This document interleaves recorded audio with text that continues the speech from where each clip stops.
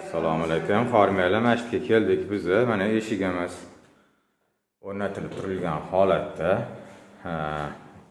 Mana bu tarafi spalniy, mana shu tarafga ochilayotgani o'zligiga yetishganda, endi bo'lsa ichkariga ochib beringlar deb nima qilishyapti. Mana shuni eshikni almashtirgani keldik, aylantirgani to'g'rirog'i.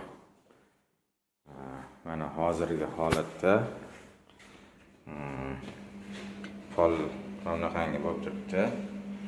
Endi kaflam kesiladi, laminat ham almashib, predelka qilinadi. Xo'sh, mana xudo xolasa eshigimizni predelka qilib aylantirib yubordik. Oldingisi tashqariga ochilayotgandi. Mana endi xo'sh, ichkariga ochiladigan qilib berdik. Ichkariga ochilishi. Paruklarni ham, kaflari ham kesilib, laminat surilib, ochilishi ichkariga bo'ldi.